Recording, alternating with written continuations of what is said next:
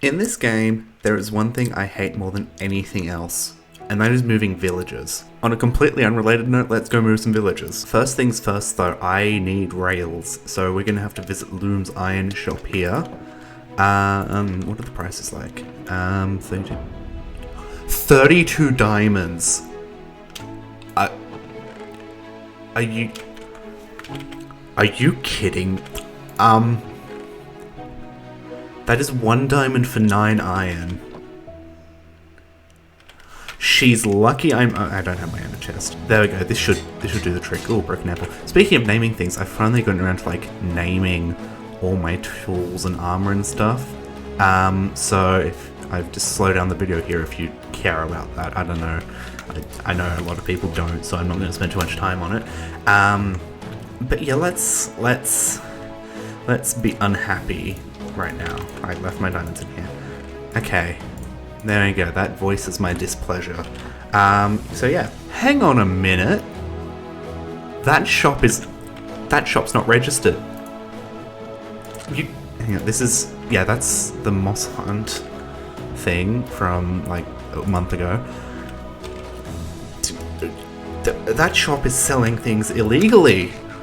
We must put a stop to this. So if we just get some yellow terracotta and we can mark the entrance with a big, kind of wrap it in the terracotta a bit and place the terracotta like that, and then we kind of block everything off a bit. That should do the job, and we'll put up a sign. I think this should send the message across saying illicit trade warning, registration required. Also, your price is making me sad, because they do. They do. She has an iron farm. She doesn't need to sell them for that much. But yes, that is the first crackdown on the server, and we also need to discuss with Zach how he's going to handle it with his shop, because it's not technically in the overworld, it's in the end, so we're gonna work it out. Also, so this is Alexa's base has been doing some building. We've got this bit of moss with a campfire on top. Here's the thing. I placed these blocks at Paper's base on top of an AFK thing last episode, but I cut it out of the episode because I didn't think it really fit the episode, if that makes sense. Paper has obviously thought it was Alexa and put it on top of his base. I'm just gonna fly away now. So we're gonna craft all this into rails, so we can bring all the villagers across. But here's the thing, I bet you're wondering, why are we bringing all the villagers across? It's because we require a new farm at my base today. Well, we actually require a few technically. But the very first on the list is a wheat farm, because we are going to need a lot of packed mud for the base. Not just kind of the ground under where the tortoise is going to go, but I've actually used a lot in the design of the tortoise itself. Yes, I have the tortoise done. It's just a matter of getting the blocks for it. Okay, it's time we get these villagers into the minecart so we can get them where they need to be. Let's hope they don't die on the way, because that would not be good. I'll put it on a block there. Do not die. I swear, if any of you die, I'm gonna... Okay. This is gonna be a long time. Okay, we are slowly getting them in here. You go down, Okay, there was a rail missing. Do not fall in the water. I'm gonna need to work out how I'm gonna get you back on. I was gonna have to, like, fly at you and do that. Do that. Get you back on. That did not. Okay. We're gonna have to get some dirt and push the... There we go. Okay. You get down there. So that should be all three here. Okay, cool. I'm going to need to start cleaning up some of this. So, I went ahead and finished the wheat farm.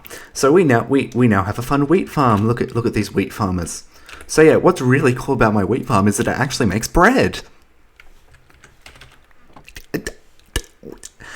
Why did I not realize that would happen? Villagers trade with bread, not wheat. I don't know why I didn't think they would turn it into bread. I knew that they did that, but I don't know why.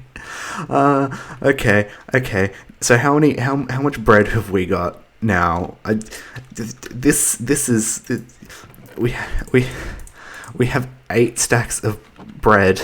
We're gonna leave the whole bread venture to the side for a bit, because if you look in this chest here, I have actually been gathering resources because we need to do an interior for this building, in which we're gonna build an actually working bread farm. Now it's not gonna be fully AFK. It's just gonna be one of those like really quick bone meal ones, and we're also gonna put the mud one in there too. So we have all the resources we need for it in here. This can get out of the way. I don't know why that's there. Oh, hang on. Yeah, no, that's right. I was getting some stuff ready for it, but then I did it separately. So I'm gonna start building.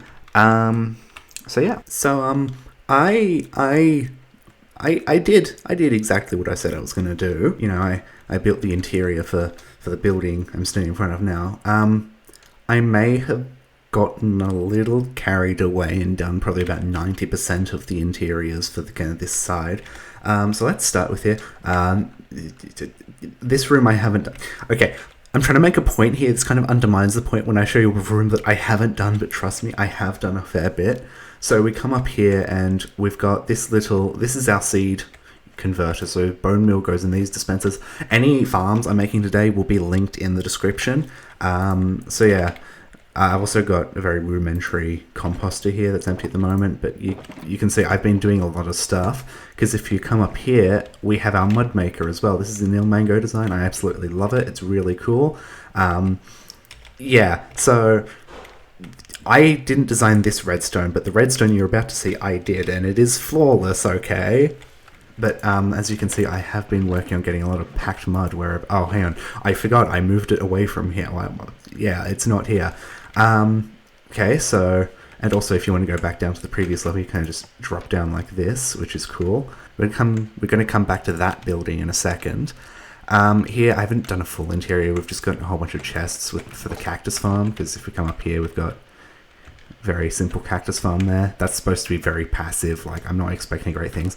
But here's probably the interior I've done the most work on. Like I said, we've got this kind of library feel, steampunk library, and you come up here, and I'll show you, we've got all this redstone up the back, the sorting system. I made, obviously I haven't designed these sorting things, this is just the standard Impulse SV design, but we're bringing it up from the farm down here using, yeah, you can see it coming up now, and then that gets sorted through here, which is cool. I like how I've done this. But yeah, so now we've got everything kind of funneling up here. You can see we've got a lot of prismarine coming through, and also a lot of fish. So yeah, so we're going to come back here, and this is where we're going to have it similar to the prismarine section over there, but this area is going to be for moss and moss related products and the bone meal and stuff. But I haven't set up any of the sorting. Well, I've started, but I haven't finished all the redstone here, because we're also going to bring it across from over there, from down below. So I think this is going to be fun. So I'm going to do this and then walk you through my incredible redstone. It is time. I have redstoned, and you'll see, look at how spectacular this is. I'm going to drop down here and then go into free cam to show you. So obviously we've got the storage room down here. This lever will flick this redstone, which comes up here, and this triggers this alternate hopper line that brings all the moss related product, comes around here into the chests. But since I've got it triggered, this is locked, and it goes across here, and it all gets composted. I also realized I kind of did something stupid, and I made individual item sorters for each thing that's being composted. I could have just made one for moss to take the moss out, but anyway, like the moss blocks. But anyway, you've got it. So yeah, this is all sorted now. Now, this isn't all the redstone. This is enough redstone for one episode. This is... No. I don't like doing redstone. This is enough for one episode. But when we update to 1.21, which will probably happen next episode, that's when we're going to have an autocrafter building kind of in the side of the mountain here. I've got a fun idea for that. So yeah. Now for the other project for today's episode, I want to build a prismarine shop, and I have a pretty cool design.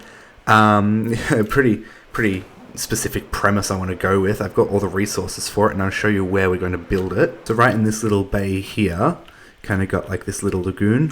Paper and I were talking about, I said I wanted to build it here last episode. And it also looks like Paper's made a start on the kind of mission control around the rocket, which is looking cool. I love that kind of modern style she's going with. But yeah, I've got all the resources here. It's not a massive build, but it'll get the job done. So let's hop into a time lapse and get it done.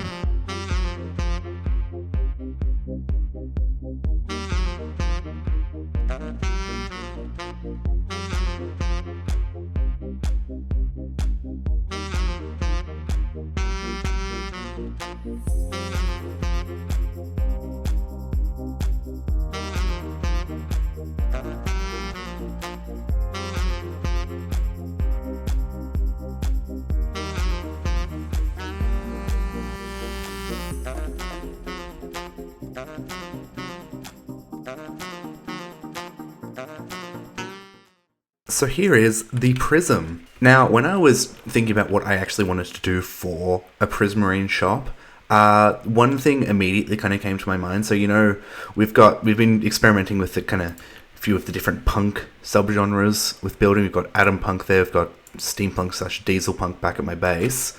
And, you know, kind of been experimenting with kind of different ones. And when I was doing that, I was kind of getting curious about what other kind of potential punks there are, if that makes sense.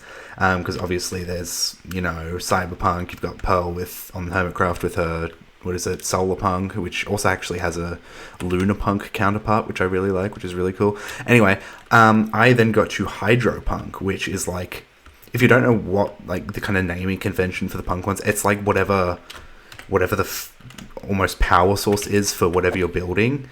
And hydropunk is just hydroelectricity.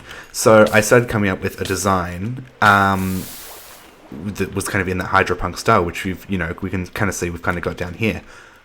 But as you can see, we've got this big prism on top, and that's because I was thinking about the name Prismarine, and you got prism in Prismarine, and I can make a haha funny joke. So I kind of, whilst having that kind of hydropunk base to it, I also changed it to like almost the lore of the building is that it's getting the power from the big prism crystal thing on top.